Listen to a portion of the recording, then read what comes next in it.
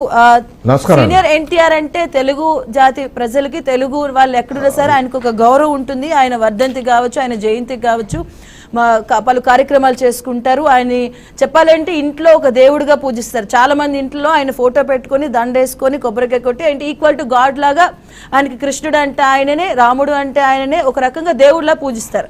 అలాంటిది ఆయన వర్ధంతి సందర్భంగా ఇటు రాజకీయ రచ్చ అనేది మీ వ్యూ ఏంటి? అసలు మీరు కూడా అభిమానం అయి ఉండొచ్చు నాకు తెలిసి. సో మీ వ్యూ ఏంటి అసలు?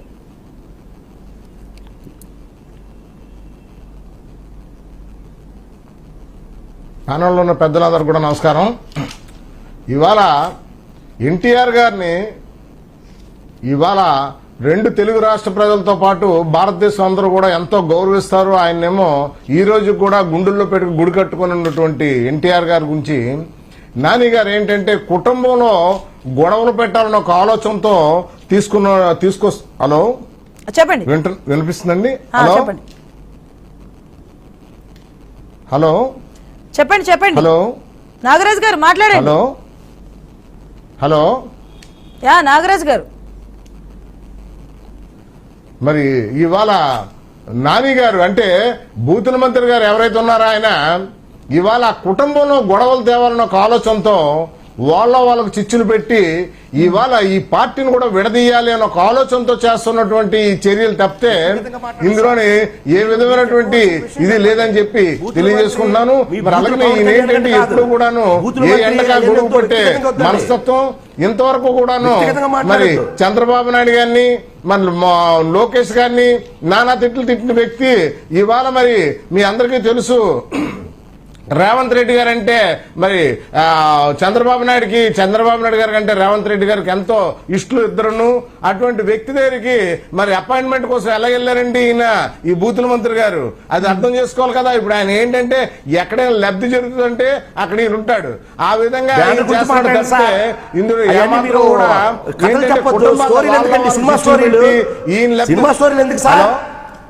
చెప్పండి. కథలు కాదు కాదయ్యి మీకు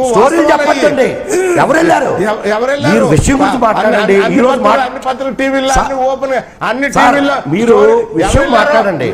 రేవంత్ రెడ్డికి ఎవరు అడిగారు? అనిపించుకొని రావడం తెలుసు. వచ్చాయండి టీవీలో. ఎవరు వెళ్ళారు కాదు. బాలకృష్ణ ఏమన్నాడు టీవీలో వచ్చాయి. మీకు తెలుసు బాలకృష్ణ ఏమన్నాడు టీవీలో వచ్చాయి. నిన్న టీవీలో స్టోరీలు చెప్పొద్దు. బాలకృష్ణ ఏమన్నాడు టీవీలో వచ్చాయి. కాదండి, నిన్న టీవీలో స్క్రోలింగ్ చూడండి. ఇప్పుడు విషయం మాట్లాడండి సార్. బాలకృష్ణ గురించి, హరికృష్ణ గురించి చెప్పేసారు కదా. నేను మెల్లిగా మాట్లాడడం కాదండి. కాదు అభూత కల్పనలో లబ్ధి పొందడం కోసం తీసుకున్నారా? అభూత కల్పనలో ఇవాళ నాని గారికి ఉన్న మార్కెట్ ప్రజలందరికీ తెలుసు. దేశం అంతా చూస్తుంది, రాష్ట్ర ప్రజలందరూ చూస్తున్నారు. ఇవాళ ఆయన గురించి మనం ప్రత్యేకించి చెప్పనక్కర్లేదు. మనం నాని గారి గురించి ప్రత్యేకించి మనం ఏం చెప్పక్కర్లేదు. ఆయన గురించి అందరికీ తెలుసు. కాదండి, మీరు పవన్ కళ్యాణ్ గారి గురించి మాట్లాడే అర్హత మీకు లేదండి. మీకు కాదండి, పవన్ కళ్యాణ్ గారి గురించి మాట్లాడే అర్హత మీకు లేదు. ఎందుకంటే ఆయన స్వతహాగా కష్టపడి వచ్చిన వ్యక్తి. ఆయన కష్టార్జితం ఖర్చు పెడుతున్నాడు. అంతేగాని ఎవరి దగ్గర చేతులు చాపి గుండా ఆటలాడి లేదంటే ఇంకోటి చేసే తప్పుడు పనులు చేసే వ్యక్తి కాదు. పెట్టుకోండి. ముందు పవన్ కళ్యాణ్ గారి గురించి మాట్లాడే అర్హత మీకైతే లేదు. విషయం గురించి మాట్లాడండి. రైట్ అండి, ఒక నిమిషం. ఈ రోజు నాగరాజ్ గారు